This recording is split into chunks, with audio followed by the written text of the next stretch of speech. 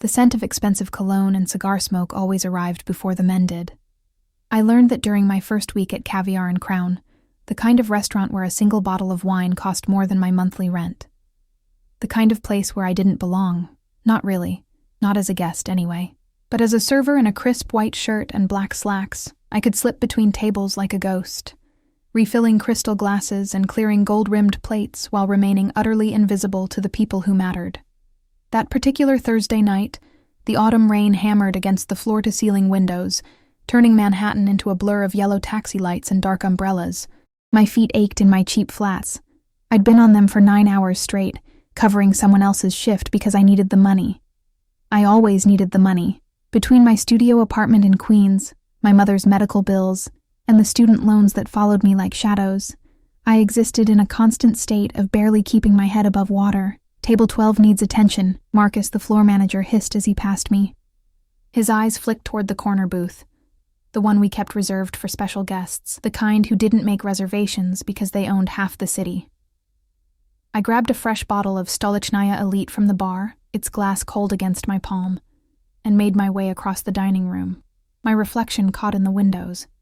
Mousy brown hair pulled back in a tight bun, pale skin that hadn't seen real sunlight in weeks, dark circles under my green eyes that no amount of concealer could hide. I looked exactly like what I was, exhausted, invisible, forgettable. The booth came into view, and my breath caught. 4 men sat in the shadows, but only one commanded the space. He faced the door. Always the door, I would later learn. His back to the wall in a position of absolute control. Even seated, his presence filled the room like smoke, thick and suffocating. A charcoal suit that probably cost more than my car, if I'd owned one. Dark hair swept back from a face that could have been carved from marble. Sharp jawline, straight nose, lips that looked cruel even in repose. But it was his eyes that stopped me mid-step. Cold, calculating.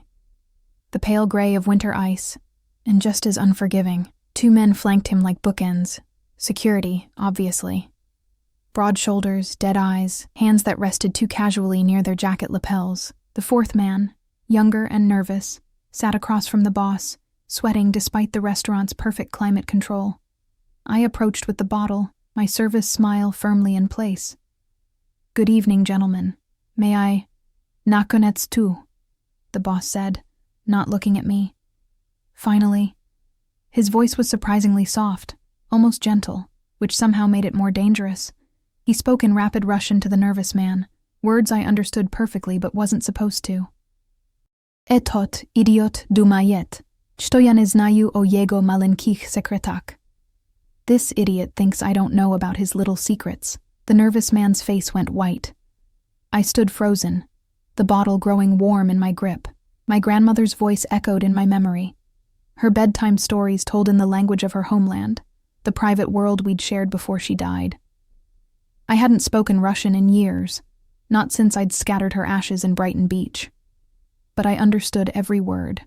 "Pожалуйста," the nervous man whispered. "Please." The boss leaned forward slightly. The movement was minimal, but it carried the weight of an avalanche. "Ty ukral от меня. You stole from me. Ty znal pravila. You knew the rules. I should have moved. Should have poured the vodka and disappeared like I was trained to do, but something in the nervous man's expression, pure terror mixed with resignation, rooted me to the spot. "Mój syn," the nervous man began. "My son." "Tvoj syn?" The boss's laugh was soft, almost musical. "Teper tydamesh o svoj semje?" "Your son. Now you think about your family?" He switched to English, his accent barely perceptible, refined by expensive education. "You had choices, Dmitri. You made the wrong ones." A barely perceptible nod from the boss, and one of the security men shifted. The movement was subtle, professional, but I saw the glint of something metallic beneath his jacket. My hand trembled. The bottle slipped. Glass exploded against the marble floor in a spectacular crash that seemed to echo through the entire restaurant. Premium vodka splashed across expensive Italian shoes, specifically, the boss's expensive Italian shoes. The sharp scent of alcohol mixed with my own spike of pure panic. The entire dining room fell silent. Every head turned toward us, Even the piano player stopped mid-note. "Oh my God," I gasped, dropping to my knees automatically, reaching for the shards with trembling fingers. "I'm so sorry, Nedvigatia." "Don't move." The command was quiet, but it sliced through the air like a blade. I froze, a piece of glass pressed against my palm, blood beginning to well from a cut I hadn't even felt. Slowly, I looked up. The boss was staring directly at me for the first time, those winter-gray eyes locked onto mine with an intensity that made my stomach drop. He studied my face the way someone might examine a painting in a museum. Careful, thorough, cataloging every detail, his head tilted slightly, like a predator that had just noticed something interesting about its prey. "Tai porazan," he said softly. "You're cut." The words hung in the air between us. He'd spoken in Russian again. A test? A trap? My mouth went dry. Every instinct screamed at me to pretend I didn't understand, to play the dumb American waitress who'd just destroyed a $1,000 bottle of vodka. But something in his expression had changed. The coldness remained, but beneath it was something else. Curiosity, maybe. Or recognition. "Yeah," I started, then caught myself. The Russian had come automatically, unbidden. "I am..." His eyes narrowed fractionally. "Продолжи." "Continue." Marcus appeared beside me, his face red with mortification. "Mr. Volkov, I am so terribly sorry. This will all be comped, of course, and she'll be..." "Leave us." The boss, Volkov, didn't look away from me. His voice remained soft, but Marcus retreated as if he'd been shoved. The two security men shifted closer. The nervous Dmitri had pressed himself back into the leather booth, forgotten in this new development. Volkov reached down, and I flinched instinctively, but his hand, large, warm, decorated with a platinum ring that caught the light, didn't strike. Instead, his fingers closed around my wrist, gentle but absolutely firm. He pulled my bleeding palm into view, examining the cut with the same intensity he'd used on my face. "Gluboko," he murmured, deep. Then, in English, "You need stitches." "I'm fine," I whispered, my heart hammered against my ribs. "It's nothing. I just need to..."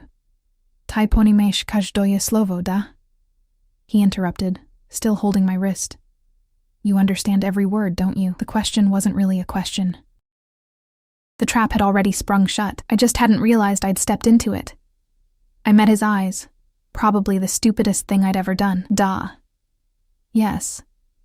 Something flickered across his face. Surprise? Satisfaction? It vanished too quickly to identify, replaced by that calculating coldness. But his thumb moved against my wrist, pressing against my racing pulse. Feeling it. Measuring it. Interesno. Interesting. He released my wrist and stood in one fluid motion. Up close, he was even more imposing.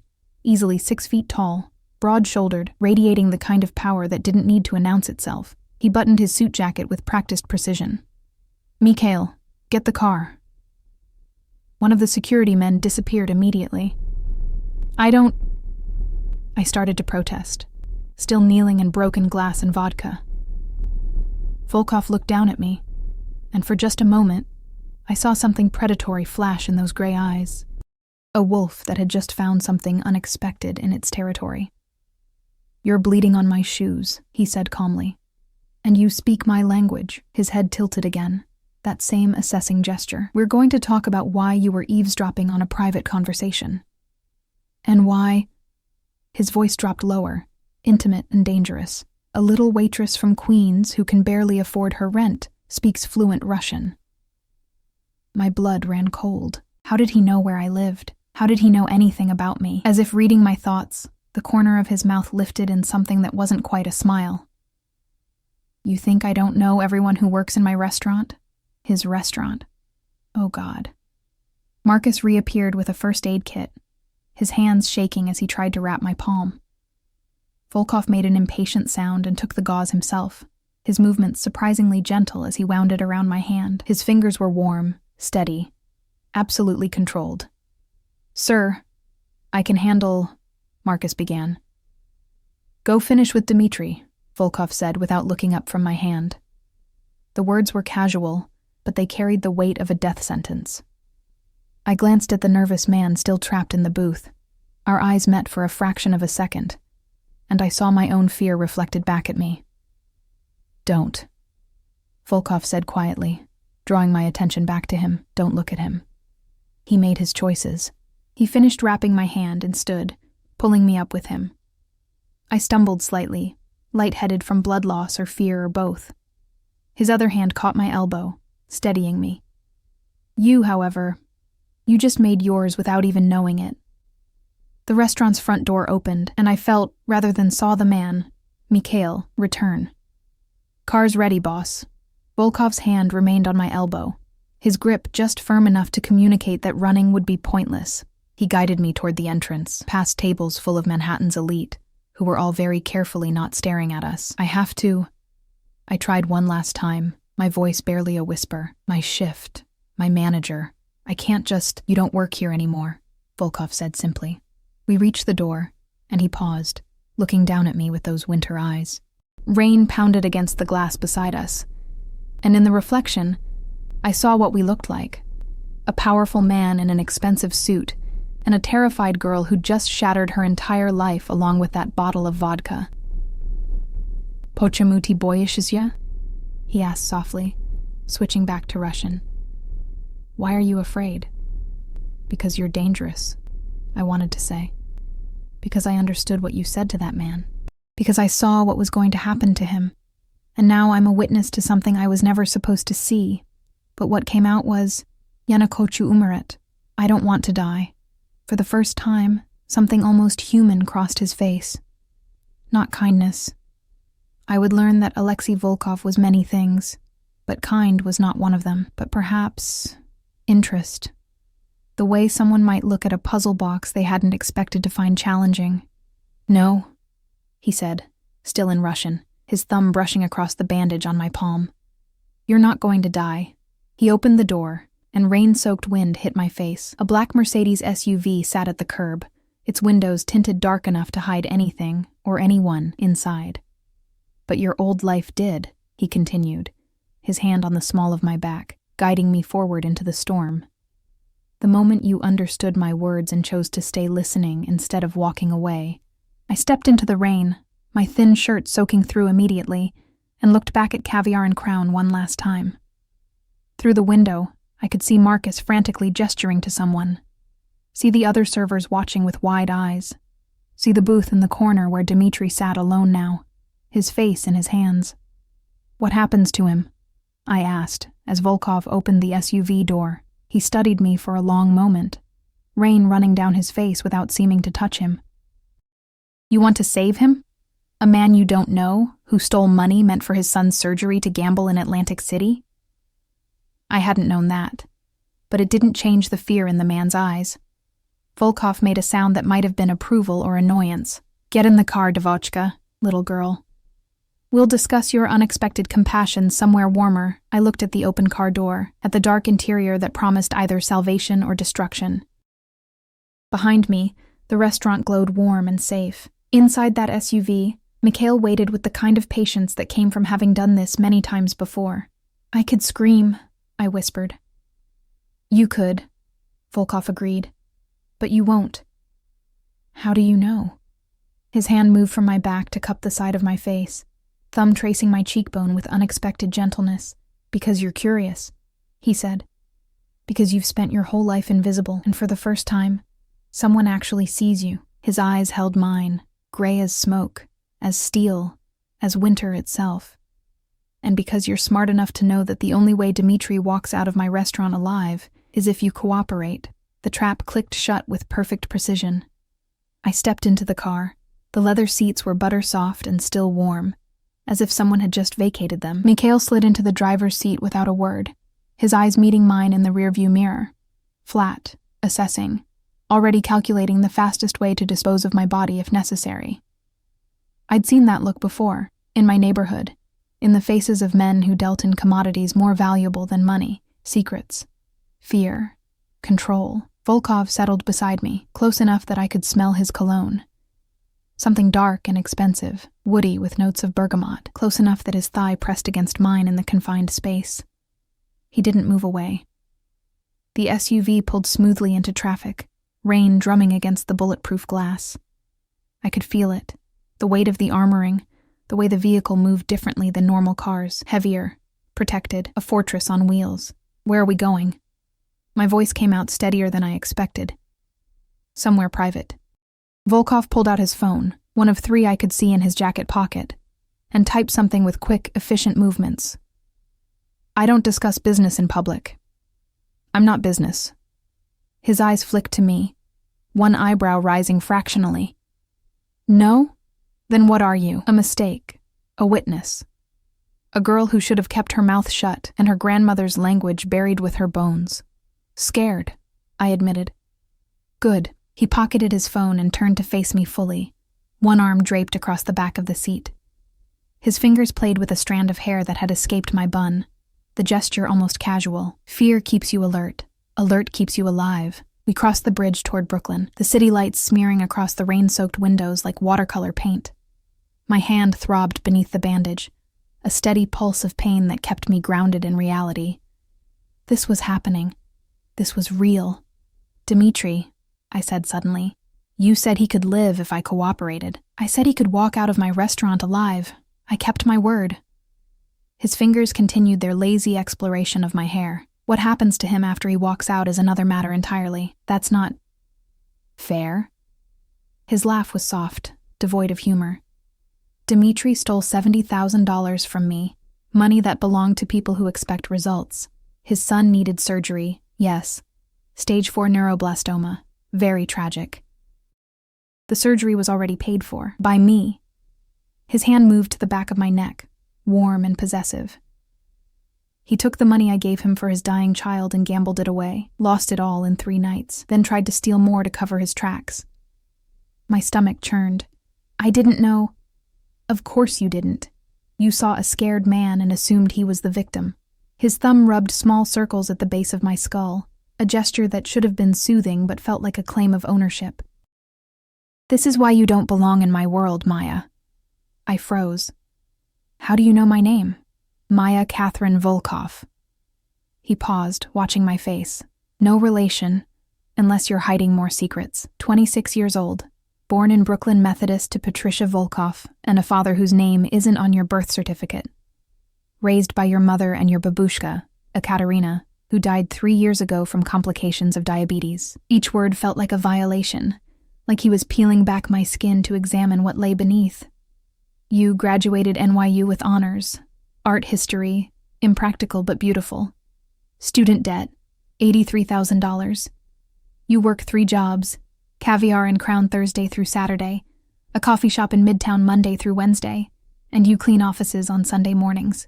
He leaned closer, his breath warm against my ear. You haven't been on a date in 14 months. You take the F train home every night, get off at 23rd Street, and walk 3 blocks to your studio apartment where you live alone with a cat named Pushkin. Terror and rage warred in my chest. You had me investigated. I investigate everyone who works in my establishments. The fact that you're unremarkable is what made you remarkable. His hand moved to tilt my chin up, forcing me to meet his eyes. Until tonight, when you proved you could understand conversations you weren't meant to hear. That changes things. I won't tell anyone what I heard, I swear. I know you won't. His certainty was absolute, because you're smart enough to understand that the only thing keeping you safe right now is your value to me. I don't have any value to you. His smile was slow, dangerous. Don't you? A girl who speaks perfect Russian, who can move through high-end establishments without drawing attention, who's desperate enough for money that she works herself to exhaustion? His thumb traced my lower lip. I can think of several uses for someone like you. The SUV turned down a quiet street in Dumbo, pulling into an underground garage beneath a converted warehouse. The building was all exposed brick and massive windows, the kind of industrial chic renovation that sold for millions. Security cameras tracked our movement. A man in a black suit stood by the elevator, speaking quietly into a radio. Out, Volkov said, releasing me and opening his door in one fluid motion. My legs trembled as I climbed out of the SUV. The garage was pristine, holding a collection of vehicles that together probably cost more than my neighborhood. A Bentley, a Porsche, another Mercedes, and what looked like a vintage Rolls-Royce. Everything black, everything deadly elegant. Mikhail remained by the car while Volkov guided me toward the elevator with that same possessive hand on my lower back. The security guard nodded respectfully, deferentially, and stepped aside. "Sir," Yuri called. "The shipment is later." Volkov's tone allowed no argument. The elevator doors closed on us, sealing me into another confined space, with a man who seemed to take up all the available oxygen. We rose in silence. I watched the numbers climb, 12 floors, each one taking me further from any possibility of escape. The elevator was mirrored, and I caught our reflection. Him, immaculate and powerful in his designer suit. Me, bedraggled and small, my white shirt transparent from the rain. Dark circles under my eyes like bruises. "Why Russian?" he asked suddenly. "What?" "Why do you speak Russian? It's not common. Not in your generation. Not outside Brighton Beach." I swallowed hard. "My grandmother. She raised me while my mother worked. She only spoke Russian at home. Said I needed to know where I came from." "And where is that?" "Smolensk. She left during the Soviet collapse. Met my grandfather in New York. He was already here, working construction. He died before I was born." His expression shifted slightly, something almost like recognition. "Smolensk. My mother was from Smolensk." The elevator dinged, doors sliding open to reveal a penthouse that looked like it had been designed by someone with unlimited funds and very specific taste. Floor-to-ceiling windows showcased the Manhattan skyline, rain streaking down the glass like tears. The furniture was minimal, leather, chrome, dark wood, and everything was positioned with mathematical precision. A space designed for control, not comfort. 2 more security guards stood inside, both armed. They nodded to Volkov and ignored me completely. "Leave us," Volkov said, shrugging out of his wet jacket. One of the guards took it and disappeared. We were alone. He crossed to a bar in the corner, poured 2 glasses of vodka, not the premium stuff from the restaurant, but something in a bottle with Cyrillic labels I recognized as real Russian import. He handed me one and gestured to a leather couch positioned to face the windows. "Sit." I remained standing. "I want to go home." "Not yet." He took a measured sip, watching me over the rim of his glass. "First, we establish some rules. I don't work for you. You do now." He set his glass down and moved closer, close enough that I had to tilt my head back to maintain eye contact. "You have a choice, Maya. You can work for me willingly and be compensated well for your time and discretion, or you can refuse, and I'll find other ways to ensure your silence." "You mean kill me? Death is so permanent, so wasteful." His hand came up to cup my face again, that same gentle touch that belied the threat in his words. "I prefer mutually beneficial arrangements. You need money. I need someone I can trust to move through certain spaces without drawing attention. Someone who can listen, observe, report back to me in a language most of my enemies don't bother learning anymore. A spy. An asset." His thumb traced my cheekbone. "I'll pay off your student loans, cover your mother's medical expenses, triple what you make now for half the work." The offer was staggering, impossible, too good to be true. "And if I say no?" His expression didn't change, but something cold slithered through his eyes. "Then you become a liability, and I don't keep liabilities around." My hand shook, vodka sloshing in the glass. "That's not a choice." "No," he agreed, "it's not. But I'm giving you the illusion of one, which is more than most people in your position receive." I took a desperate sip of vodka, the liquid burning down my throat. My grandmother's voice echoed in my memory. "Be smart, Maishka. In this world, you survive by knowing when to bend and when to break. What would I have to do?"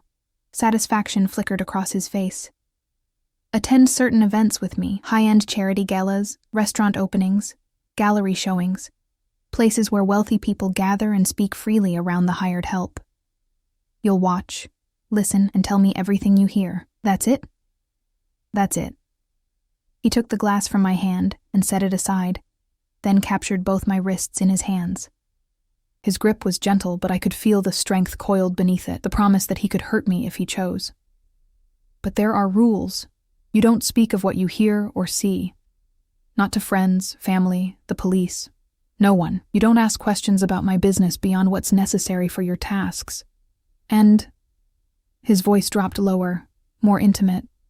You belong to me, under my protection, which means no other men, no dates, no relationships, nothing that could compromise your position or create divided loyalties. You're insane. I'm careful. He pulled me closer, eliminating the space between us. His body was solid, warm, radiating power. People who work for me are valuable. People who work for me and can be manipulated through romantic attachments are liabilities. You're not going to what? Fall for the man who's offering you financial freedom. Who sees you when the rest of the world looks through you? His hand slid up to cradle the back of my head. I'm not asking you to love me, Maya. I'm asking you to be smart. His other hand moved to my waist, pulling me flush against him. I could feel every hard plane of his body, the steady beat of his heart, the heat of him soaking through my wet clothes. Why me? I whispered. You could have anyone. Why does it have to be? Because you're invisible, he said simply.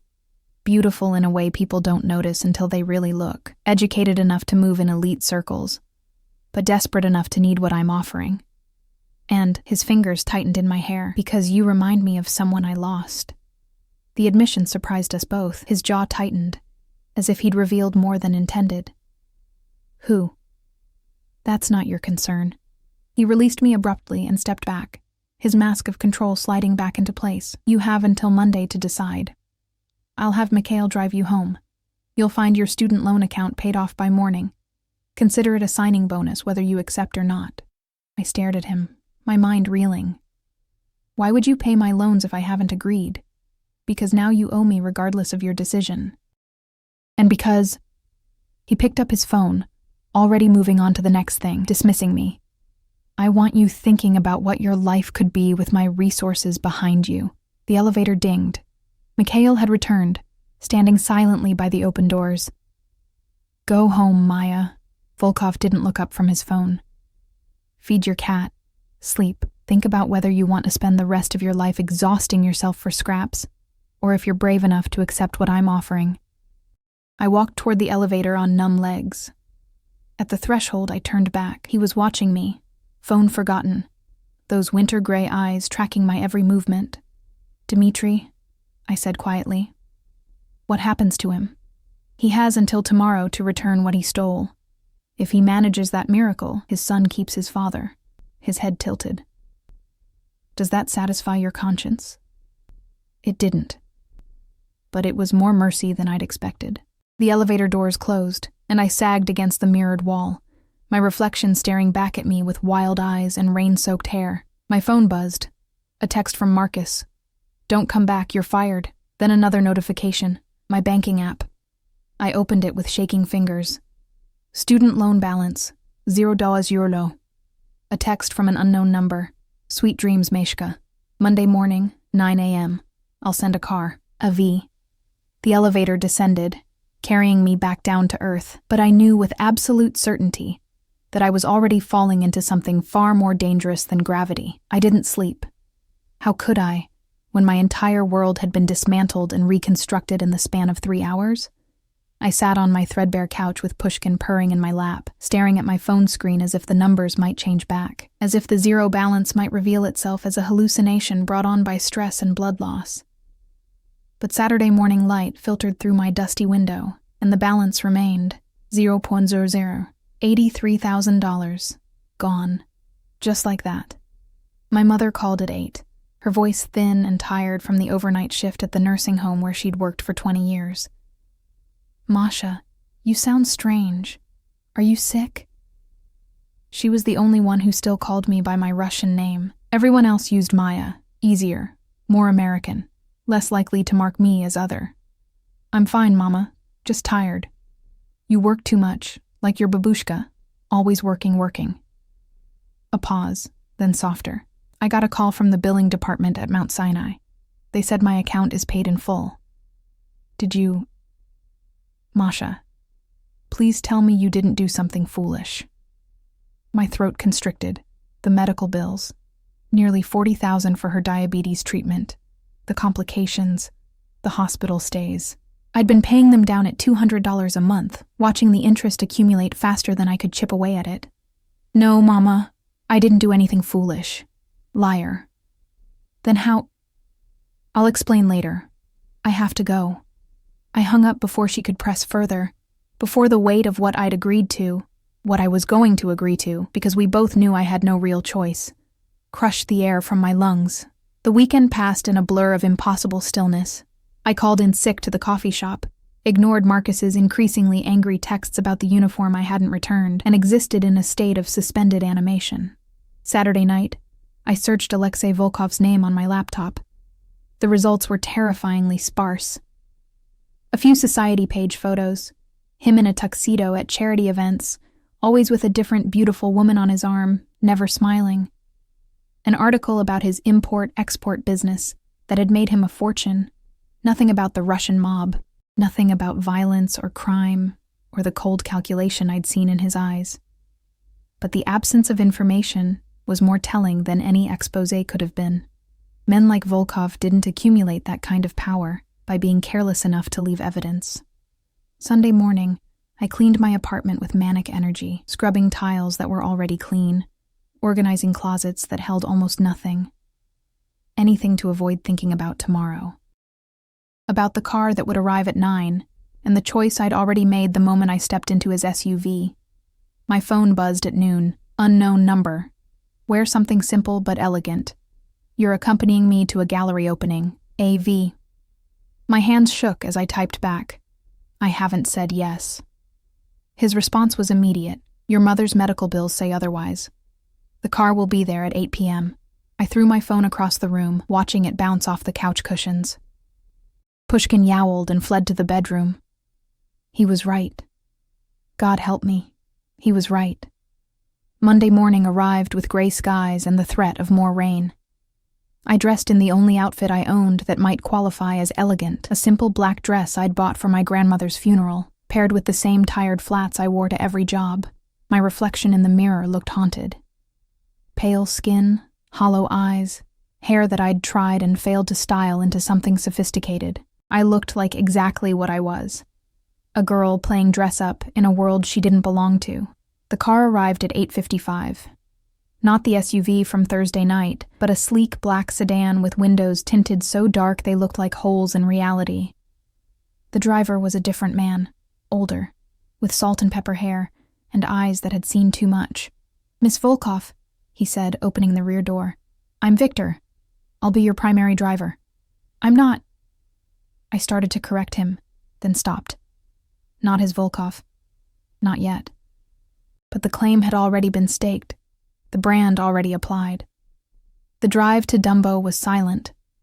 Victor didn't attempt conversation, didn't even glance at me in the rearview mirror.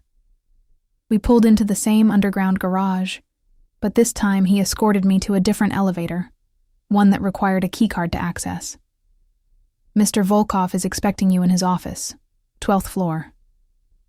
The elevator opened directly into a space that made the penthouse seem warm by comparison. Glass walls divided the floor into sections. One corner held a conference room where 3 men in suits were having an intense discussion. Another contained rows of monitors displaying security footage from what looked like a dozen different locations. And at the far end, behind floor-to-ceiling windows that showcased the East River, sat Alexei Volkov. He didn't look up as I approached, his attention focused on papers spread across his massive desk. In the morning light, he looked younger, mid-30s maybe, and somehow more dangerous. The expensive suit had been replaced by slacks and a white dress shirt with the sleeves rolled to his elbows, revealing forearms corded with muscle and marked with scars that told stories I didn't want to know. You're early, he said without looking up. Eager? Or anxious? Terrified. That made him glance up. His expression was unreadable, but something flickered in those gray eyes. Approval, maybe. Good. That will keep you sharp. He stood and circled the desk, and I was reminded again of how he moved.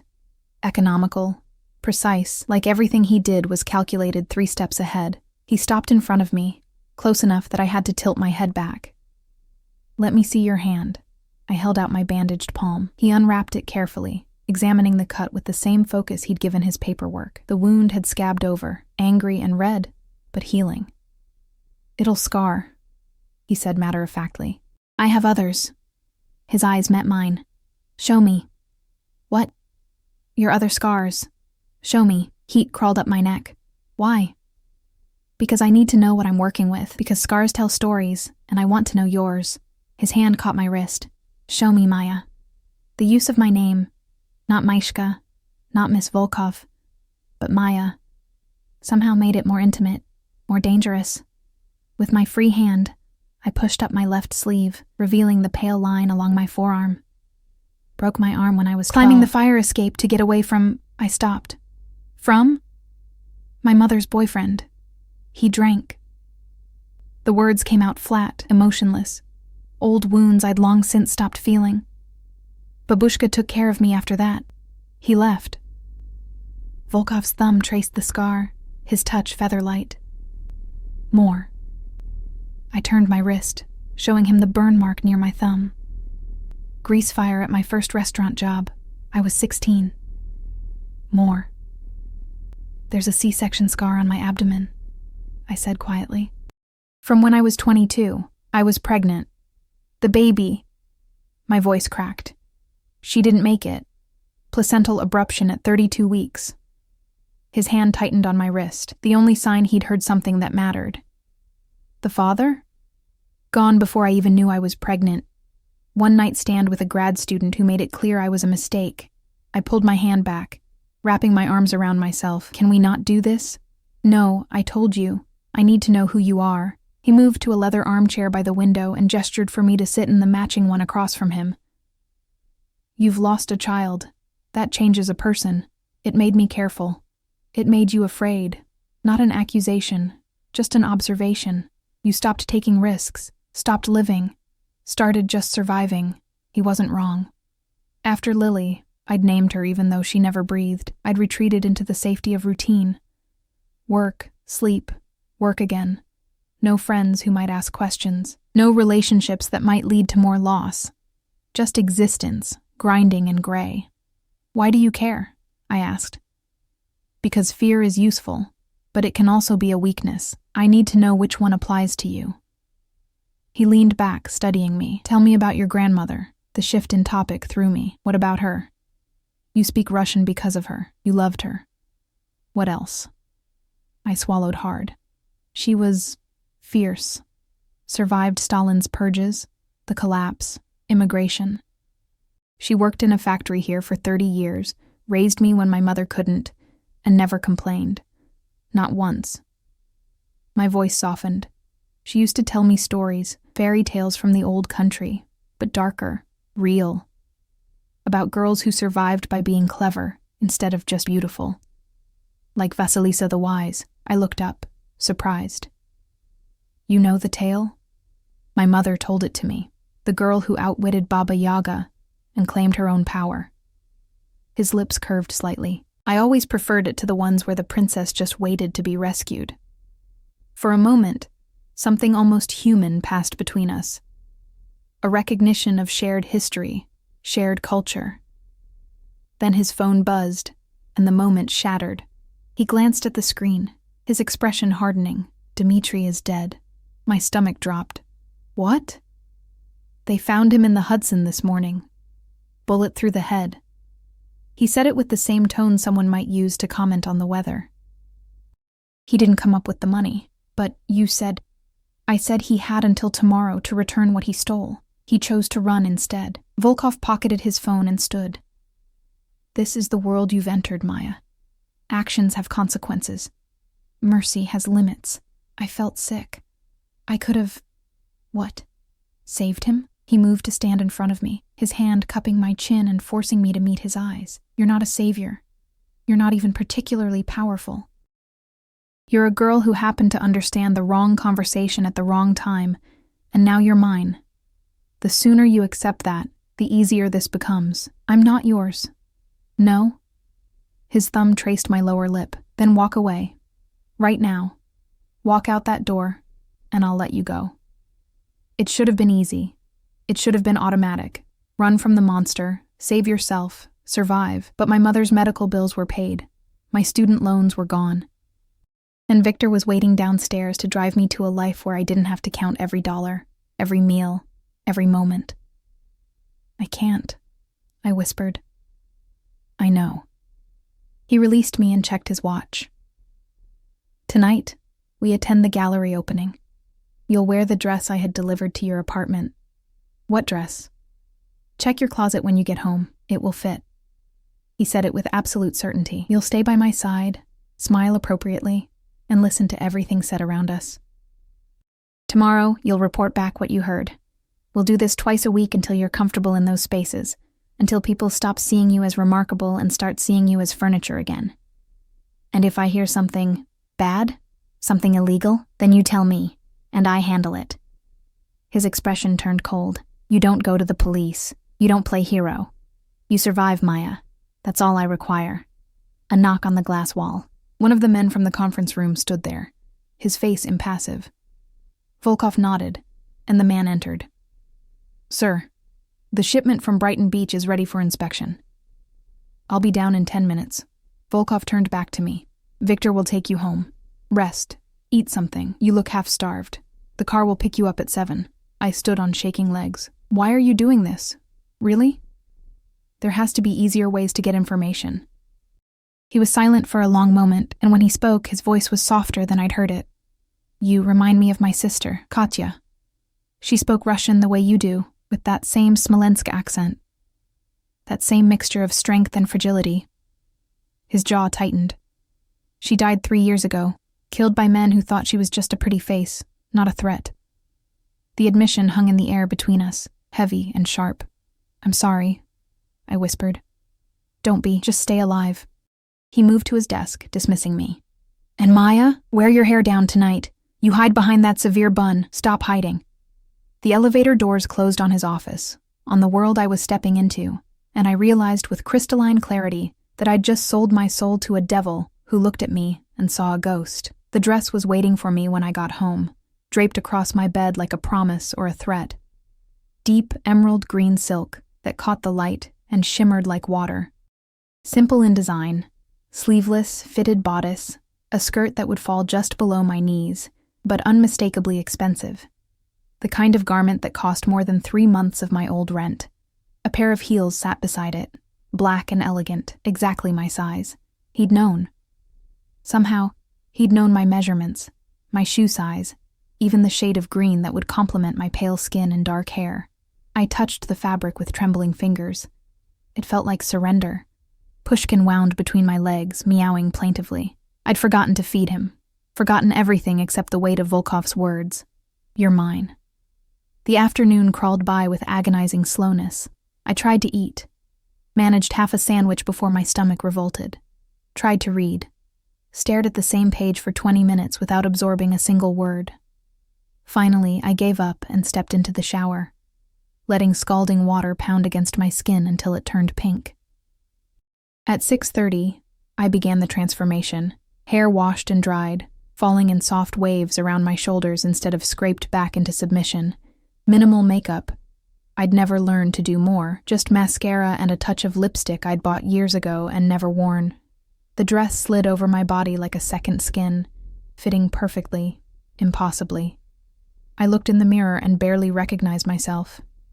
The woman staring back looked elegant, sophisticated, like she belonged in Volkov's world of bulletproof cars and underground garages.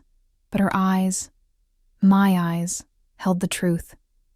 Terrified. Trapped. You remind me of my sister, the words echoed as I slipped into the heels. Was that all I was to him? A replacement for a ghost? A living doll to dress up and parade around while he grieved someone he'd lost? Victor arrived at 7 exactly. His expression didn't change when he saw me, but he held the car door open a fraction longer than necessary. You look well, Miss Volkov. Maya, I said automatically. Please, just Maya. Mr. Volkov prefers... I don't care what he prefers. The words came out sharper than intended. My name is Maya. Victor's lips twitched, not quite a smile, but close. As you wish, Maya. The gallery was in Chelsea, a converted warehouse with soaring ceilings and walls of exposed brick. We pulled up to a red carpet, an actual red carpet, where photographers clustered like vultures, flashbulbs already popping. Panic seized my chest. I can't. You can. Victor's voice was surprisingly gentle. Mr. Volkov is already inside. Head down. Move quickly. They're not here for you. He was right. The photographers barely glanced at me as I hurried past, their attention focused on an actress I vaguely recognized from billboards. Inside, the gallery pulsed with conversation and champagne, the beautiful people of Manhattan dressed in their carefully curated armor of designer labels and strategic accessories. And there, in the center of it all, like a gravitational force, stood Alexei Volkov. He wore a tuxedo that had been tailored to perfection, the jacket emphasizing his broad shoulders, the crisp white shirt, a stark contrast against his olive skin. His dark hair was swept back, and those winter-gray eyes scanned the room with predatory awareness. Two men flanked him, not Mikhail, but others cut from the same cloth. Security disguised as companions. Then his gaze found me, and everything else ceased to exist. He didn't smile, didn't move, just watched as I crossed the gallery floor toward him, his expression unreadable but his attention absolute. People parted instinctively, sensing something in the air they couldn't quite name. Maya. He said my name like a prayer or a curse. His hand extended, and when I took it, he pulled me close, his other hand settling possessively on my waist. You wore your hair down. You told me to. I gave you many instructions. I'm pleased you chose to follow this one. His thumb traced small circles on my hip through the silk. You look beautiful. Dangerous. Dangerous? Beautiful women always are. He guided me through the crowd, nodding to people I didn't recognize, murmuring greetings in English and Russian and what sounded like Italian, but he never released my waist, never let more than an inch of space exist between us. We stopped in front of an enormous canvas, abstract splashes of red and black that might have been blood and shadows, or roses and midnight. The placard beside it read, Confinement, by Sasha Kuznetsov. Price, $250,000. Do you like it? Volkov asked, his breath warm against my ear. It's angry. Yes. His hand tightened on my waist. Sasha painted this in prison, 6 years in a Siberian gulag for insulting the wrong official. He learned to channel rage into beauty. You knew him? I got him out. Called in favors, paid bribes, made threats. He paints for me now, and I make sure he stays free. His eyes remained on the canvas. Everyone in this room thinks they're free, Maya. But they're all in cages of one kind or another. Money, reputation, fear. The bars just look different. Before I could respond, a woman appeared beside us, 50s, dripping in diamonds, her face pulled tight from too many surgeries. Alexei, darling, I didn't know you'd be here. Katerina. He kissed her cheeks in the European fashion. Lovely to see you. Maya, this is Katerina Romanov. She runs the Children's Hospital Foundation. Katerina, my companion, Maya Volkov. The woman's eyes sharpened on me. Volkov? Are you? No relation, Volkov said smoothly. Common name. But Maya shares my interest in art. Katerina's smile didn't reach her eyes. How coincidental. She turned her attention back to Volkov, effectively dismissing me. I wanted to discuss the gala next month. We're hoping for another generous contribution. Of course. Have your people contact mine. His hand never left my waist. If you'll excuse us, I promised Maya a tour. He guided me away, before Katerina could respond, moving through the gallery with purpose. People called out to him. Greetings, invitations, barely disguised attempts to secure his attention, but he acknowledged them with minimal courtesy and kept walking. You're important here, I observed. Money makes you important. Fear makes you untouchable. We stopped in a quieter corner, away from the main crowd. Listen. The man by the bar in the navy suit, that's Markus Petrov. He owns a shipping company that's losing money. He's desperate. The woman in red beside him is his wife, who doesn't know he's been skimming from their joint accounts to pay gambling debts. I glanced over. The couple looked perfect, beautiful, wealthy, smiling. How do you know that? Because I pay attention. Because information is more valuable than money. His hand moved to the small of my back. Watch them. Listen. Tell me what you notice. For the next hour, we moved through the gallery like dancers in an elaborate performance.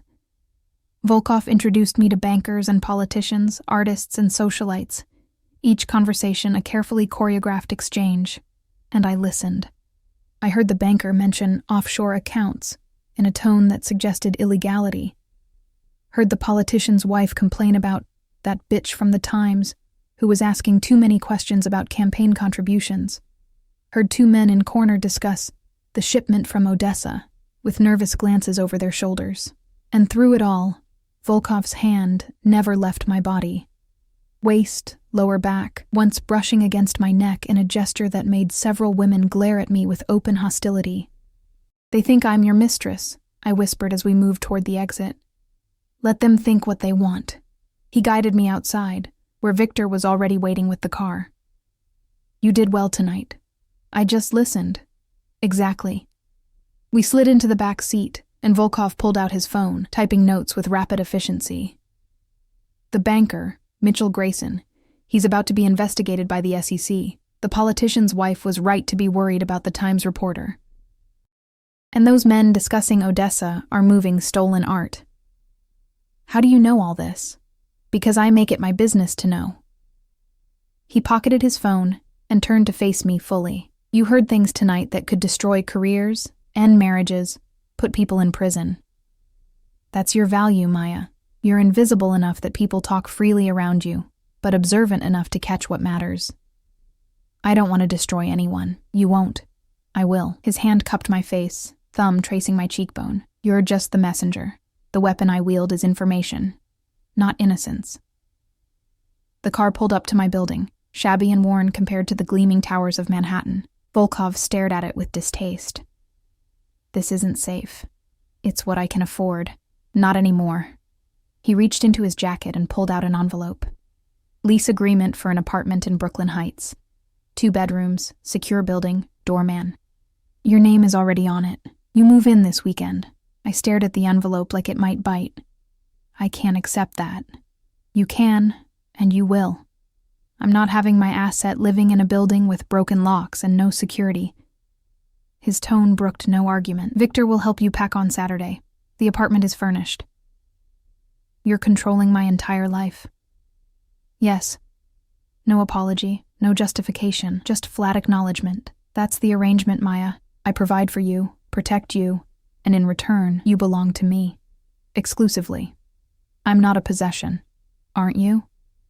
His hand moved to my neck, fingers curling gently around my throat. Not squeezing, just holding. A reminder of how easily he could hurt me if he chose. "Your education. Paid for. Your home. Provided. Your safety. Guaranteed. Everything you have, everything you are now, exists because I allow it." Tears burned behind my eyes, but I refused to let them fall. "No, you don't. I hate you. You hate that I'm right." He released my throat and opened the car door. "Go inside. Tomorrow at noon I'll send a car. We'll have lunch and you'll tell me everything you noticed tonight that I didn't mention." I climbed out on shaking legs. "And if I refuse? If I just don't get in the car tomorrow?" He leaned forward, his face half-shadowed, those gray eyes gleaming like a wolf's in darkness. "Then I'll come get you myself. And I won't be gentle about it." The door closed. The car pulled away, and I stood on the sidewalk in my beautiful dress and borrowed heels, watching my cage transform from bars to silk. Tuesday morning, I called my mother. "Masha, I've been so worried. You haven't answered my calls." "I'm fine, Mama. I got a new job. Better pay. I'm moving to a better apartment." Silence. Then, carefully, "What kind of job?" "Assistant work, for a businessman." The lie tasted like ash. "It's legitimate, I promise, Masha." "I have to go." "I'll call you this weekend." I hung up before she could press further, before the weight of what I'd become crushed the air from my lungs. At noon exactly, Victor appeared at my door, not with the car, in person, his expression carefully neutral. "Mr. Volkov is waiting at Per Se. Traffic is heavy. We should leave now." Per Se. I'd heard of it. One of the most expensive restaurants in New York. the kind of place where reservations were made months in advance. I'm not dressed for... You're dressed fine. His eyes softened slightly. He's not trying to impress you, Maya. He's trying to feed you. You barely ate anything last night. The observation caught me off guard. You were watching? I'm always watching. It's my job. He gestured toward the door. Please. He gets impatient when kept waiting. The restaurant was everything I'd imagined. Hushed elegance, floor-to-ceiling windows overlooking Central Park, tables spaced far enough apart that conversations remained private. Volkov sat at a corner table, his back to the wall as always, speaking quietly into one of his phones. He looked up as I approached, and something in his expression shifted. Softened. Just fractionally. Maya. Sit. He gestured to the chair across from him and ended his call. You look tired.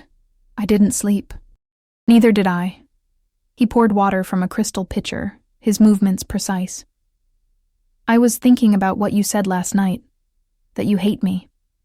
I do. Good. Hate keeps you sharp. Complacent people make mistakes. He leaned back as a waiter appeared, ordering in French without consulting a menu. When the waiter left, Volkov's attention fixed on me with laser focus. Tell me what you noticed last night that I didn't mention.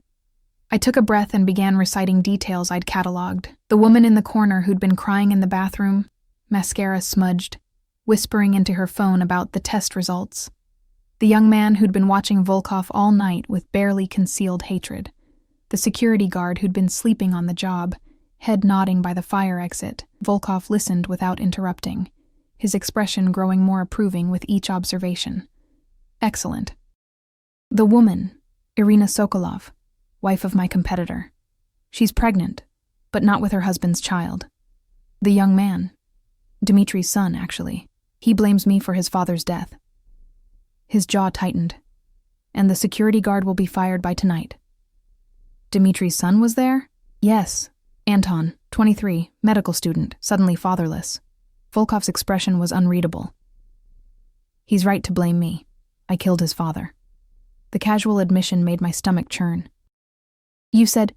I said Dmitri was found in the Hudson. I didn't say who put him there. He took a measured sip of water. I pulled the trigger myself, Maya, because he stole from me, and I have to maintain order. That's how this world works. Food arrived. Course after exquisite course that I barely tasted. Volkov ate methodically, watching me struggle with each bite, and I realized this was another test. Could I sit across from a murderer and break bread? Could I swallow food while processing the fact that the hands cutting his steak had ended a man's life? Why did you tell me? I finally asked. You could have let me believe someone else. Because I don't lie to my people. I'm a monster, Maya. I've done terrible things for power, for money, for revenge, but I'm an honest monster. He set down his fork. And because I need you to understand exactly who you're working for. What you're complicit in now. Complicit. The word hung between us like smoke. I want out, I whispered. No, you don't. You want the fantasy of being innocent while enjoying the benefits of my protection. His hand reached across the table, capturing mine. But that's not how this works. You're in now, Maya, all the way in. And the only way out is death, yours or mine. His thumb stroked across my knuckles, a gesture that should have been tender but felt like a shackle. I have a job for you this weekend, he continued. Charity gala at the Met. You'll wear another dress I provide, stay at my side, and listen. Specifically, I need to know if Senator Morrison's wife mentions anything about her husband's investigation into port security. You want me to spy on a senator's wife? I want you to listen to conversations that happen around you. What she chooses to say in public is her problem, not yours. He released my hand and signaled for the check. Saturday, 7 p.m. Victor will collect you from your new apartment, which you'll move into Friday. I haven't agreed to move. Yes, you have. He stood, buttoning his jacket with practiced precision. You agreed the moment you took my money, wore my dress, and sat across from me without running. Stop pretending you have choices, Maya. It's beneath both of us. He left cash on the table, far more than necessary, and guided me toward the exit with that possessive hand on my lower back. Outside, rain had started again, the sky gray and heavy, Victor waited with an umbrella, shielding us from the weather as we walked to the car. "I'll see you Saturday," Volkov said, opening the door for me himself. "And Maya?" He leaned close, his lips brushing my ear. "Stop fighting what you're becoming. It will hurt less." The door closed. The car pulled away, and I sat in the back seat, watching the city blur past, wondering how many pieces of my soul I'd sold and how many I had left to give. Friday arrived with the weight of inevitability. Victor and 2 other men I didn't recognize appeared at my apartment at 9 a.m. sharp, carrying boxes and packing materials. They moved through my tiny space with efficient silence, wrapping my meager possessions like they were precious artifacts instead of thrift store furniture and secondhand books. "The new apartment is fully furnished," Victor said, as I stood uselessly in the center of the chaos. "You only need personal items, clothes, photographs, anything with sentimental value." I watched them pack my life into 6 boxes. 6 boxes for 26 years of existence. It should have been depressing, but instead I felt oddly liberated, as if the physical evidence of my poverty was being erased, replaced by something sleeker and more acceptable. The apartment in Brooklyn Heights was everything my studio wasn't. Spacious, modern, flooded with natural light from floor-to-ceiling windows that overlooked the East River. Hardwood floors, granite countertops, furniture that looked like it belonged in a magazine. 2 bedrooms, one with a king-sized bed dressed in white linens, the other set up as an office with a desk and bookshelves. And in the closet of the master bedroom, an entire wardrobe waited. Dresses, slacks, blouses, shoes, all in my size, all in colors that would complement my complexion. A collection of someone else's vision of who I should be. "Mr. Volkov had these selected by a personal stylist," Victor said, watching me stare at the clothes. "For events you'll attend with him." "How many events?" "As many as necessary." He handed me a new phone, sleek, expensive, already programmed with contacts. "Your old number has been transferred. Mr. Volkov's private line is listed under AV. You call that number if there's an emergency. Only that number." I turned the phone over in my hands. Another leash. Beautifully disguised, Victor left me alone to settle in, which meant I wandered through rooms that smelled of new paint and expensive candles, touching surfaces that had never known poverty or struggle. Pushkin explored cautiously, his tail puffed with suspicion. My phone buzzed. "AV? Comfortable?" I stared at the message for a long moment before responding. "It's a beautiful cage." His reply was immediate. "All cages are beautiful if you stop fighting the bars. Rest today. Tomorrow changes everything." I didn't ask what he meant. I was learning that Volkov spoke in riddles and revelations, never giving more information than absolutely necessary. Saturday evening, I dressed in the gown he'd selected. Midnight blue silk that hugged every curve, with a neckline that dipped low enough to be daring without crossing into inappropriate. Diamond earrings waited in a velvet box on my dresser, along with a note in precise handwriting. "Borrowed, not given. Don't lose them." AV Victor arrived at 6:30, his expression carefully neutral as he took in my appearance.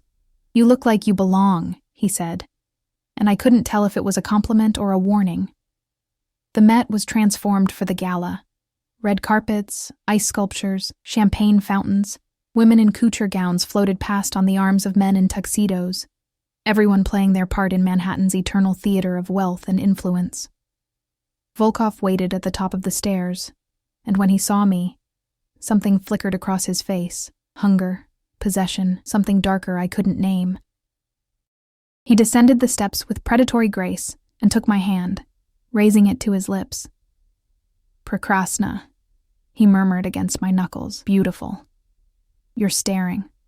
I'm admiring my investment. His hand slid to my waist, pulling me flush against him. "Every man in this room is going to wonder who you are and how I found you. Let them wonder." We entered together, and I felt the shift in attention, the subtle turns of heads, the whispered conversations behind champagne flutes. I wasn't invisible anymore. I was marked as his, and that made me visible in ways I'd never experienced. Senator Morrison and his wife held court near the classical sculpture gallery. The senator was silver-haired and charismatic, working the room with practiced ease. His wife, Diane, was 15 years younger, blonde, beautiful, and brittle around the edges, in the way of women who'd traded beauty for security and weren't sure they'd gotten the better deal. "Senator," Volkov said smoothly, approaching with me on his arm, "thank you for your work on the Port Security Committee. Your dedication to keeping our city safe is admirable." Morrison's smile didn't waver, but his eyes sharpened. "Mr. Volkov, I didn't know you'd be here tonight. I go wherever beauty and culture intersect." Volkov's hand tightened on my waist. "May I introduce Maya Volkov, no relation, though I'm trying to convince her otherwise." The implication hung in the air, that I was his lover, his possession, his prize. My face heated, but I kept my expression neutral. Diane Morrison's eyes raked over me with barely concealed disdain. "How lovely. Another Russian import. Brooklyn, actually," I said quietly. "Born and raised. How authentic." She turned her attention back to Volkov, effectively dismissing me again. "We should talk about your contribution to the Children's Fund. Of course." "Maya, darling, why don't you explore the galleries? I'll find you shortly." He kissed my temple, a gesture of casual intimacy that made Diane's eyes narrow. I understood the dismissal for what it was, an opportunity to listen without him as a distraction. I drifted toward the sculpture gallery, champagne in hand, playing the part of the bored companion. Diane Morrison appeared beside me 5 minutes later, her smile sharp as broken glass. "So, how did you meet Alexei?" "At a restaurant. I was working. He was persistent." "I bet he was."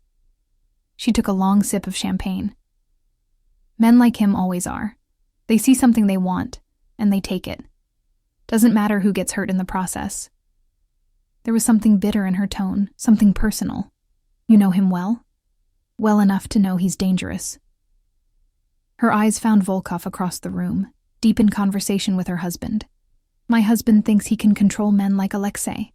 Thinks his committee and his investigations will somehow contain the wolves at the gates." She laughed, the sound brittle. "But wolves don't get contained. They just wait for the right moment to strike." "Your husband's investigation is going to get someone killed." She cut me off, her voice dropping to a whisper. "The port security bill isn't about safety. It's about control, about who gets to move what through this city. And there are people, powerful people, who don't want that control shifting." Her eyes met mine. "If you care about Alexei at all, tell him to be careful. The nets are closing." Before I could respond, a woman in red interrupted, pulling Diane away with air kisses and exclamations. I was left standing among marble statues of Greek gods, my mind racing. The nets are closing. I found Volkov 20 minutes later on a balcony overlooking the city, his silhouette dark against the glittering skyline. He didn't turn as I approached, but his posture shifted, acknowledging my presence. "Did you learn anything interesting?" he asked. I repeated Diane Morrison's warning verbatim, watching his shoulders tense with each word. "She's not wrong," he said finally. "Morrison's bill would require electronic tracking of all shipping containers entering the port. It would make certain business arrangements much more difficult. Illegal business arrangements." "Business is business, Maya. Legal and illegal are just words governments use to control commerce." He turned to face me, and in the moonlight, he looked almost vulnerable, almost human. Did she seem afraid? Resigned, like she knows something bad is coming and can't stop it. Because she does. Morrison has enemies beyond me. Enemies who aren't as civilized about removing obstacles. He moved closer, his hand cupping my face. "This is what you need to understand. I'm not the worst monster in this city. I'm just the most honest about what I am. That doesn't make it better. It makes it survivable." His thumb traced my lower lip. "You're doing well, Maya. Better than I expected. You listen, you remember, you don't panic. These are valuable skills." "I panic plenty. I just hide it well." "Good. Fear keeps you alive." He leaned down, his forehead resting against mine. "I need to tell you something. Anton Dmitriev, Dmitri's son, has been making threats. Against me, against my businesses, against anyone associated with me." My blood ran cold. "He knows about me?" "He saw us together at the gallery opening. He's young, angry, grieving. A dangerous combination. His hands moved to my shoulders, gripping firmly. Victor will be with you at all times now. No exceptions. And if you see Anton anywhere near you, you run. You call me immediately. You're frightened. The realization shocked me. You're actually worried. I'm cautious. There's a difference. But his grip tightened.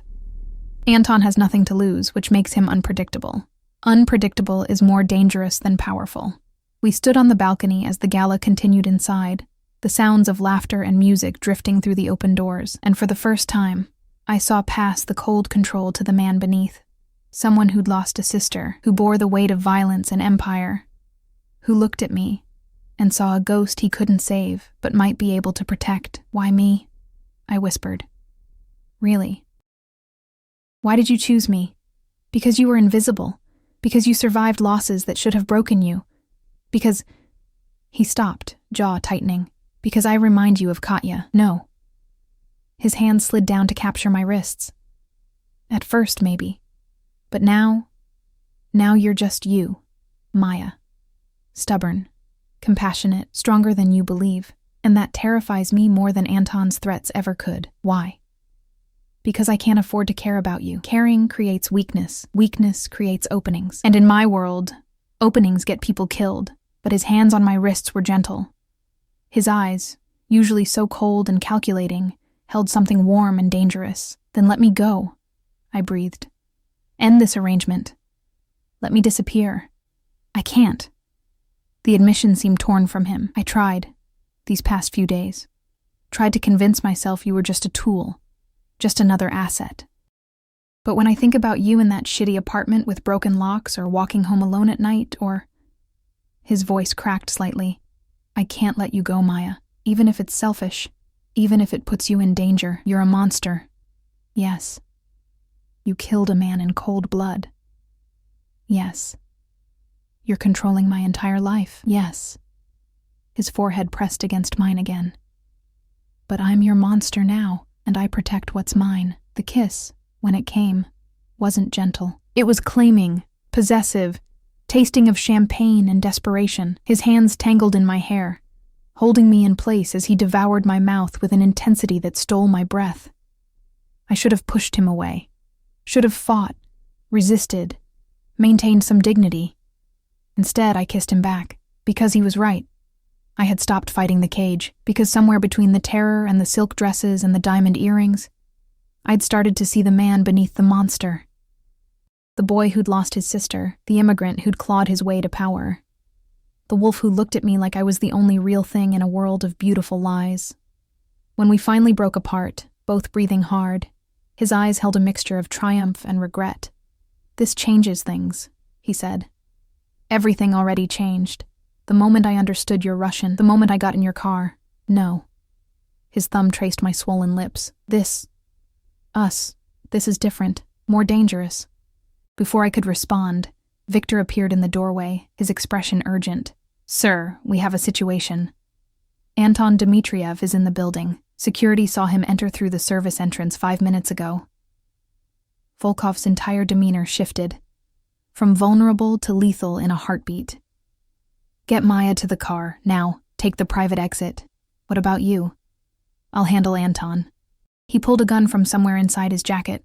I hadn't even known he was armed, and checked it with practiced efficiency. Victor, if anything happens to her... It won't, sir. Volkov's hand cupped my face one last time. Listen to Victor. Don't be brave. Don't be curious. Just survive. Alexei, go. He pushed me toward Victor, his expression already closing off, the vulnerable man disappearing behind walls of cold control. I'll call you when it's safe. Victor's hand closed around my arm, firm but not painful, and he pulled me through a service corridor I hadn't known existed. Behind us, I heard shouts, the sound of breaking glass, a single gunshot that made my heart stop. Don't look back, Victor commanded, moving faster. Keep moving. We burst through a side exit into an alley where another car waited. Not the Mercedes, but something nondescript and dark. Victor shoved me into the back seat and climbed in beside me, barking orders at the driver in rapid Russian. The car peeled away from the curb, tires squealing on wet pavement. What happened? Is he okay? Victor, please. He's fine. He's always fine. But Victor's hand was white-knuckled on the door handle. Anton came alone, stupid, emotional. Exactly what Mr. Volkov expected. Did he? I couldn't finish the sentence.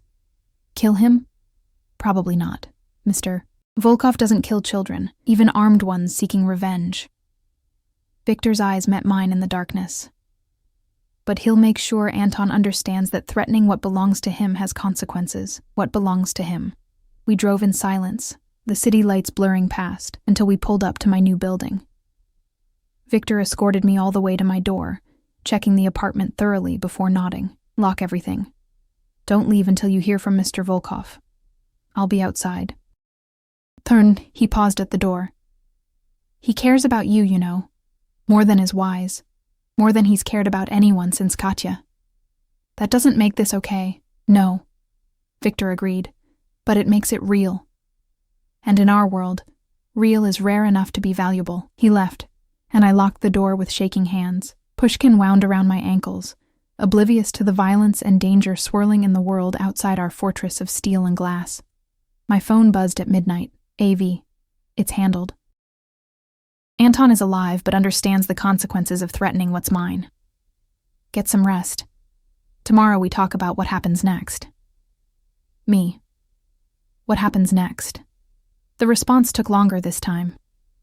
You stop being an asset and become something more dangerous. My weakness.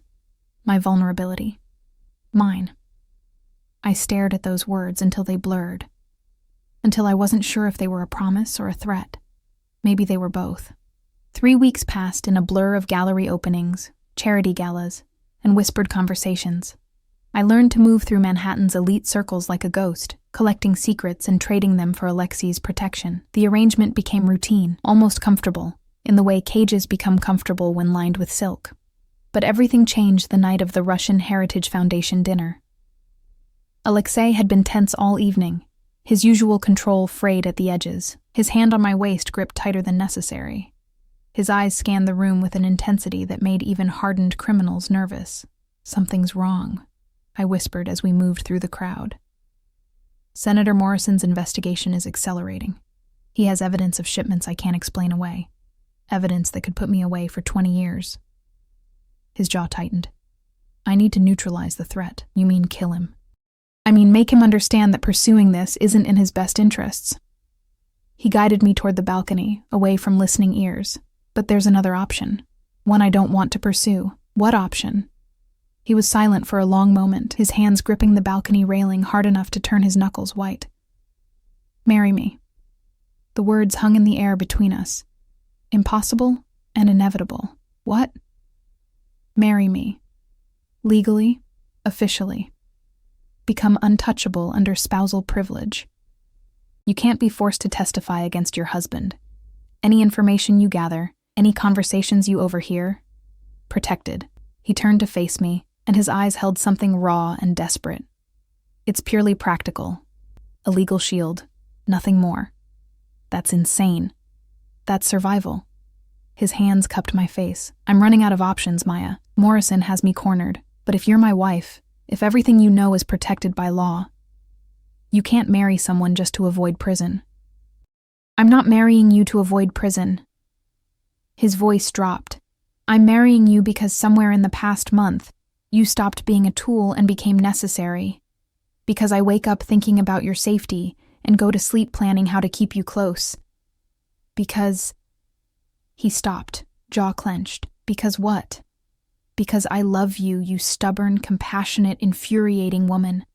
And love is the most dangerous weapon anyone could use against me. The confession shattered something in my chest. This monster who'd killed without remorse, who controlled lives like chess pieces, who'd trapped me in a cage of silk and diamonds. He loved me. And God help me. I loved him back. This is crazy, I whispered. Yes. We barely know each other. I know you take your coffee black because you can't afford cream. I know you cry when you think no one's watching. I know you named your cat after your favorite poet, And you still sleep with your grandmother's rosary under your pillow, even though you stopped believing in God the day your daughter died. His thumbs traced my cheekbones. I know everything about you, Maya, and I want all of it. If I say yes, you'll be protected, provided for, mine in every way that matters. His forehead pressed against mine, but you'll also be a target, a weakness my enemies can exploit. I can't promise you safety, not complete safety, but I can promise you'll never face danger alone.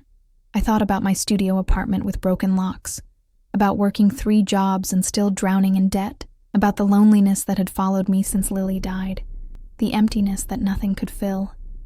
And I thought about Alexei, brutal and honest, monstrous and vulnerable, looking at me like I was the only thing keeping him human. Okay. His eyes widened fractionally. Okay? Marry me, Alexei Volkov.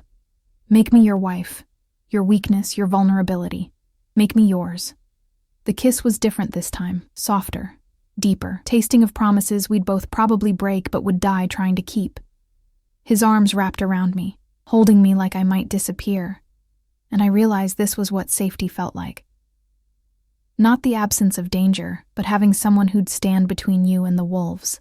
Tomorrow, he said against my lips. We'll do it tomorrow. Quick, legal, before Morrison can move. Tomorrow, I agreed. We married at City Hall on a Tuesday morning, with Victor and Mikhail as witnesses. I wore a simple cream dress Alexei had delivered that morning. He wore his usual immaculate suit. The ceremony took 7 minutes. When the clerk pronounced us husband and wife, Alexei slid a platinum band onto my finger. No diamond, just a simple ring engraved with Russian words.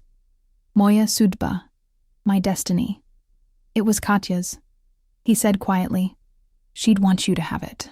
I kissed him in front of the bureaucrat and the security guards and the other couples waiting their turn.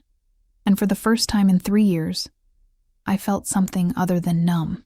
Morrison's investigation collapsed 2 weeks later. Evidence disappeared. Witnesses recanted.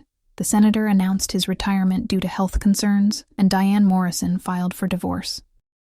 Anton Dmitriev left the country, relocated to Prague with a generous settlement that would cover his medical school education. Alexei never told me what he'd said to make the boy abandon his vendetta, but I didn't ask. Some cages, I was learning, were built from mercy as much as control. 6 months later, I stood in our penthouse, not his, ours, watching the sun set over Manhattan. My hand rested on my still flat stomach, on the impossible miracle growing inside me. The doctor had said it was unlikely I'd ever conceive again after Lily. But unlikely wasn't impossible. Alexei's arms wrapped around me from behind, his hand covering mine on my belly. Scared? He murmured against my ear, terrified. Good. That means you understand what's at stake. His hand tightened. I won't let anything happen to you, or to our child. I promise. You can't promise that. Watch me. He turned me to face him, those winter gray eyes holding mine. I'm a monster, Maya. I've done unforgivable things. But I protect what's mine. And you...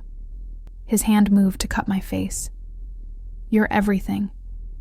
I rose on my toes and kissed my husband, my monster, my salvation and damnation wrapped in expensive suits and lethal competence.